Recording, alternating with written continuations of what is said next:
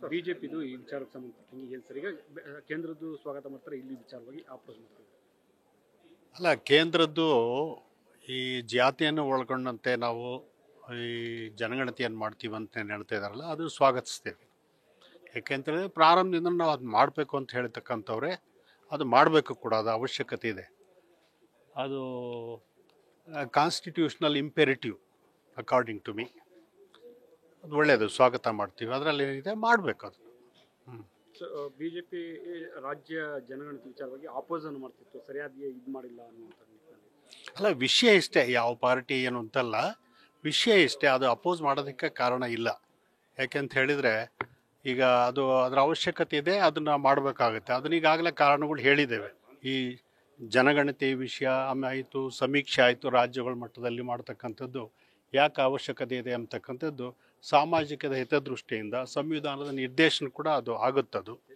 ಅದ್ರ ಜೊತೆಗೆ ಈ ಸರ್ವೋಚ್ಚ ನ್ಯಾಯಾಲಯ ಕೂಡ ಅನೇಕ ಬಾರಿ ಅದನ್ನು ಅಂಥದ್ದನ್ನ ಮಾಡಿಬಿಟ್ಟು ಏನೋ ನಂಬಲರ್ಹವಾಗಿರ್ತಕ್ಕಂಥ ಮಾಹಿತಿಗಳನ್ನು ತರಬೇಕು ಅಂತಕ್ಕಂಥ ಮಾತನ್ನು ಹೇಳಿದ್ದಾರೆ. ಆದ್ದರಿಂದ ಅದರ ಅವಶ್ಯಕತೆ ಇದೆ. ಅಲ್ಲ, ಸಾಮಾಜಿಕ ಶೈಕ್ಷಣಿಕ ಸಮೀಕ್ಷಾ ವರದಿ ಬಗ್ಗೆ ನೀವೇನಾದರೂ ಅದಕ್ಕೆ ಸೆಂಟ್ರಲ್ ಗೌರ್ಮೆಂಟು ಆ ವಿಚಾರ ಪ್ರಸ್ತಾಪ ಆಗಿಲ್ಲ. ಅಲ್ಲ ನೋಡಿ, ಅದನ್ನು ನೀವು ಈಗ ಜಾತಿಯ ಒಂದು ಸೇರಿಸಿದ ಮಾತ್ರಕ್ಕೆ ಅದು ಜಾತಿ ಜನಗಣತಿ ಅದು ಆಗೋದಿಲ್ಲ. ಜಾತಿ ಜನಗಣತಿಯಲ್ಲಿ ಬೇರೆ ಅಂಶಗಳು ಇದ್ದಾವೆ, ಅದ್ರ ಜೊತೆಗೆ ಜಾತಿಯನ್ನು ಒಂದು ಸೇರಿಸಿ ಮಾಡ್ತೀವಿ ಅಂತಕ್ಕಂಥ ಅರ್ಥ ಇರ್ತಕ್ಕಂಥದ್ದಲ್ಲಿ.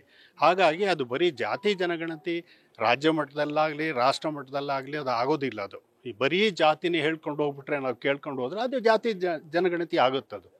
ಇಲ್ಲಿ ಹಂಗಲ್ಲ, ಜಾತಿಯ ಜೊತೆಗೆ ಇತರೆ ಅಂಶಗಳು ಯಾವುದು, ಸಾಮಾಜಿಕ ಕ್ಷೇತ್ರದಲ್ಲಿ ಎಷ್ಟು ಹಿಂದುಳಿದಿದ್ದಾರೆ, ಅವರ ಸ್ಥಿತಿಗತಿ ಏನು, ವಿದ್ಯಾಭ್ಯಾಸ ಕ್ಷೇತ್ರದಲ್ಲೇನು, ಉದ್ಯೋಗ ಕ್ಷೇತ್ರದಲ್ಲಿ ಏನಾಗಿದೆ, ಆಮೇಲೆ ಅವರ ಕೌಟುಂಬಿಕ ವಿವರಗಳು ಹೇಗಿದ್ದಾವೆ, ಯಾವ ರೀತಿ ಜಮೀನಿದೆ, ನೀರಾವರಿನ ತರಿನ, ಎಷ್ಟಿದೆ ಜಮೀನು, ಹೀಗೆಲ್ಲ ಬರ್ತಕ್ಕಂಥ ವಿಷಯಗಳು ವಿವರಗಳು ಏನಿದ್ದಾವಲ್ಲ ಅವೆಲ್ಲ ಒಳಗೊಂಡಂತೆ ಅದೇನಾಗುತ್ತೆ ಅಂತ ಹೇಳಿದ್ರೆ ಸಾಮಾಜಿಕ ಮತ್ತು ಶೈಕ್ಷಣಿಕ ಸಮೀಕ್ಷೆ ಅಂತ ನಾವು ಯಾಕೆ ಕರಿಬೇಕು ಅದನ್ನಂತಂದರೆ, ಸಂವಿಧಾನದಲ್ಲೇ ಹೇಳುತ್ತೆ ಯಾರು ಹಿಂದುಳಿದವರಪ್ಪ ಅಂತ ಹೇಳಿದರೆ, ಯಾರು ಸಾಮಾಜಿಕವಾಗಿ ಮತ್ತು ಶೈಕ್ಷಣಿಕವಾಗಿ ಹಿಂದುಳಿದಿರ್ತಾರೋ ಅಂಥವರು ಹಿಂದುಳಿದ ವರ್ಗಗಳು ಅಂತಕ್ಕಂಥದ್ದು ಸಂವಿಧಾನ ಹೇಳ್ತಕ್ಕಂಥದ್ದು.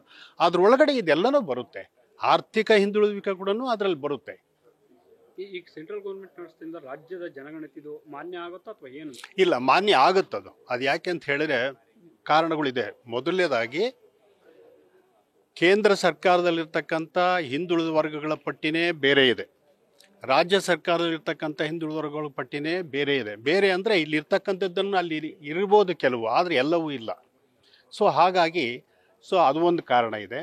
ಆಮೇಲೆ ಈಗ ಇದು ರಾಜ್ಯದ ಮಟ್ಟದಲ್ಲಿರ್ತಕ್ಕಂಥ ಇದು ಮಾಡಿರ್ತಕ್ಕಂಥದ್ದನ್ನು ಕೂಡ ಸಮೀಕ್ಷೆಗಳು ಕೂಡ ಸುಪ್ರೀಂ ಕೋರ್ಟ್ನವರು 1996ನೇ ಇಸ್ವಿನಲ್ಲಿ ಏನು ಸರಿ ಅಂತ ಒಪ್ಕೊಂಡಿರ್ತಕ್ಕಂಥ ತೀರ್ಪುಗಳಿದ್ದಾವೆ ಸುಪ್ರೀಂ ಕೋರ್ಟ್ನಲ್ಲಿ ಕೂಡ. ರಾಜ್ಯ ಮಟ್ಟದಲ್ಲಿ ಮಾಡಿರ್ತಕ್ಕಂಥ ತಪ್ಪು ಅಂತ ಹೇಳಿಲ್ಲ ಸುಪ್ರೀಂ ಕೋರ್ಟ್, ಅದು ಒಪ್ಕೊಂಡಿದೆ. ಬಿಜೆಪಿ ನಾಯಕರು ಕೇಂದ್ರ ನಡೆಸೋದ್ರಿಂದ ರಾಜ್ಯದ ಜನಗಣತಿಗೆ ಅದಕ್ಕೆ ಬೆಲೆ ಇಲ್ಲ ಅನ್ನೋ, ಮೌಲ್ಯ ಇಲ್ಲ, ಅದಕ್ಕೆ ಅಮಾನ್ಯ ಅನ್ನುವಂಥ. ಇಲ್ಲ, ನಾನು ಅದನ್ನೇ ಹೇಳಿದ್ದು. ಇವಾಗ ಯಾವ ಪಕ್ಷಾತೀತವಾಗಿ ನಾನು ಹೇಳ್ತಾ ಇದ್ದೇನೆ. ವಿಷಯ ಏನಪ್ಪ ಅಂತ ಹೇಳಿದ್ರೆ ರಾಜ್ಯ ಮಟ್ಟದಲ್ಲಿ. ಆಮೇಲೆ ಇನ್ನೊಂದು 102ನೇ ತಿದ್ದುಪಡಿ ತಗೊಂಬಂದು ಸಂವಿಧಾನಕ್ಕೆ. ಆ 102ನೇ ತಿದ್ದುಪಡಿನಲ್ಲಿ ರಾಜ್ಯಕ್ಕಿರ್ತಕ್ಕಂಥ ಹಕ್ಕನ್ನು ಹಿಂದುಳಿದ ವರ್ಗಗಳನ್ನ ಗುರುಸ್ತಕ್ಕಂಥದ್ದು, ಅವ್ರ ಕಾರ್ಯಕ್ರಮಗಳು ಕೊಡ್ತಕ್ಕಂಥದ್ದು, ಇಂಥ ಒಂದು ಕಾರ್ಯಕ್ರಮ ಹಮ್ಮಿಕೊಳ್ತಕ್ಕಂಥದ್ದನ್ನ ತಪ್ಪು ಅಂತ ಹೇಳಿಲ್ಲ.